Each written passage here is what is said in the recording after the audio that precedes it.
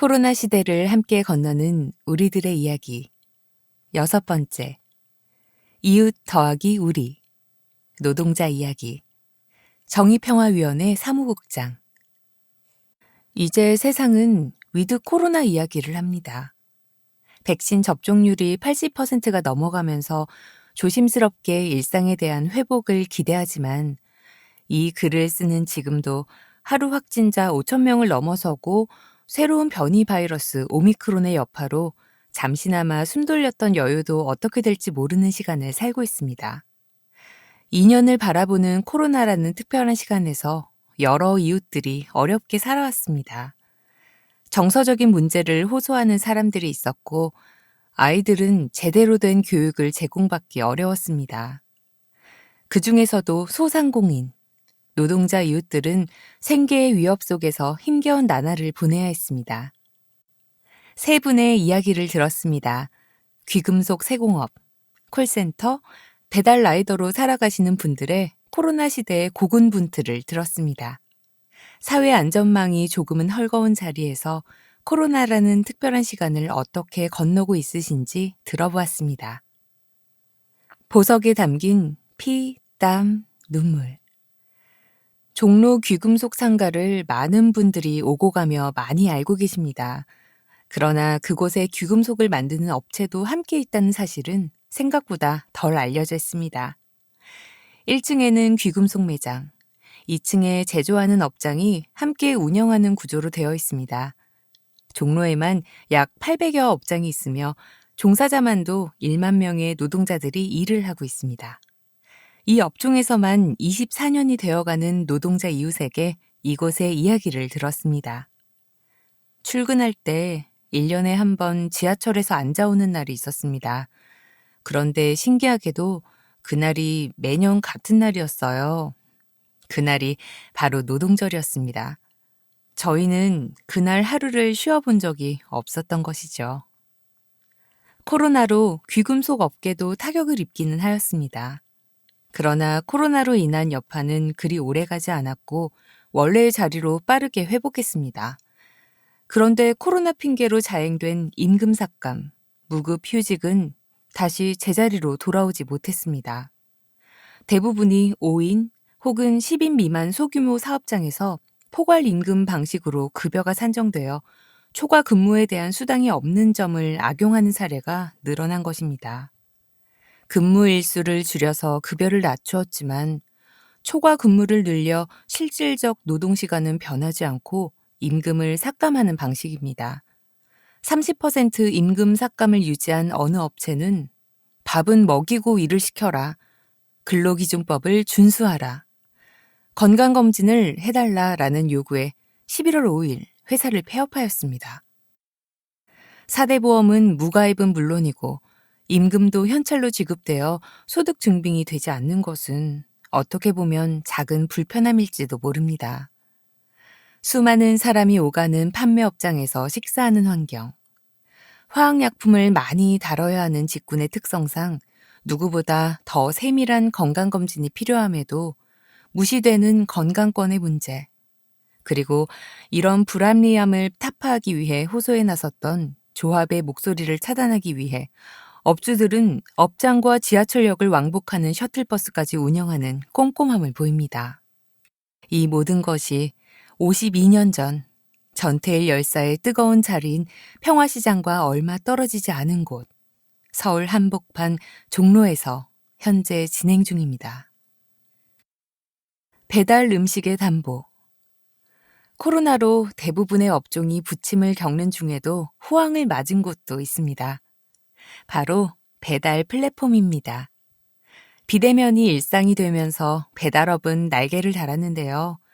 업체는 호황을 누리고 있었지만 그 일을 수행하는 이웃들은 어떠했을까요? 무사히 이 겨울을 보내고 싶습니다. 같이 일하는 사람도 무사히 할아버지, 할머니가 되었으면 좋겠어요. 배달 라이더 경력이 어림잡아 10년이 되어가는 이웃은 배달 노동이 플랫폼 노동이 되면서 위험이 비용으로 바뀌는 경험을 합니다. 예전 직고용으로 있었을 때에는 운행하기 어려운 비 오고 눈 오는 날이면 안전을 위한 선택이 고려가 되었지만 지금은 그런 날이 더 많은 수당이 붙기 때문에 위험을 감내하게 되는 요인이 된다고 합니다. 올해도 어깨를 다치고 몇 달을 병원에서 보내야 했지만 달리 선택지가 없는 이들에게는 사고의 트라우마를 딛고 다시 시동을 걸 수밖에 없습니다. 예전 택배 일을 할 때 무릎에 문제가 생겨 산재 상담을 한 의사의 말을 가슴 아프게 기억하고 있습니다.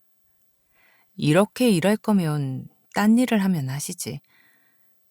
많은 사람들이 이 일을 쉽게 진입하고 그만둘 수 있는 일이라고 생각하는 것에 씁쓸해합니다.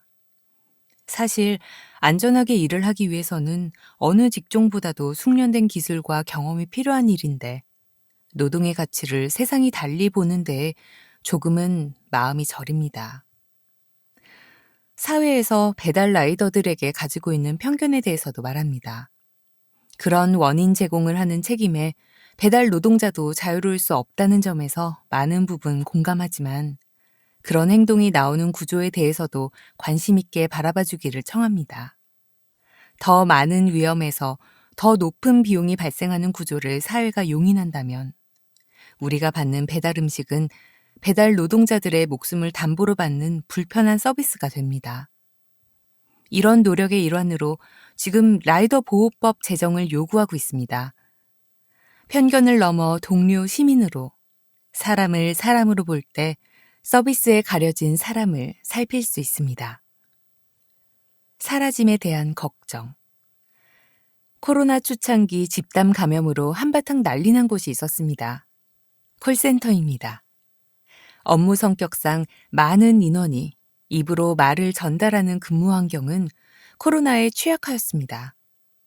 몇 번의 집단 감염으로 사회적으로 따가운 시선과 전과 달리 더 불편한 업무 환경에서 지내야 했습니다. 마스크 후유증으로 피부에 문제가 생기고 피부약을 먹다 보니 위장에 문제가 생기고 나중에는 피부약도 내성이 생겨서 잘 듣지를 않더라고요. 콜센터 집단 감염으로 구청에서 본사에서 마스크 착용 등 여러 가지를 수시로 검사하였습니다. 실제로는 진행되지 않았지만 코로나 걸려서 센터에 피해를 끼친 직원에게 구상권 청구까지도 검토하였습니다. 하루 종일 짜여진 스크립터로 상대방에게 말을 전달하는 일을 마스크를 쓰고 하기란 여간 어려운 일이 아니었습니다. 코로나 이전부터 콜센터 업무는 자동 응답 등 AI로 대체되는 경향이 조금씩 나타났습니다. 이번 코로나로 더 빠르게 진행될 것 같아 상담센터 일을 시작한 지 8년 되어가는 이웃에게도 위기감이 듭니다. 하던 일이 곧 없어질 것 같은 지금 시간에 사회가 눈만 뜨면 너무나 빠르게 변하기만 합니다. 이 모든 것들이 두렵기만 합니다. 이웃의 이야기에서 하느님의 뜻 살피기. 마지막으로 기억에 남는 이웃들의 말을 들어봅니다. 우리가 겪고 있는 모든 일들이 차별에서 시작되는데 하느님이 차별을 바라셨을까요? 코로나를 겪으면서 기후에 대해서도 생각을 많이 하게 되어서 이제는 머리 스프레이도 안 하게 되더라고요. 환경 같은 문제는 모두가 같이 해야 하는 숙제라고 생각이 들더라고요. 옳은 것을 볼 줄 알고 바른 것을 선택할 수 있는 지혜가 있어야 하지 않을까요?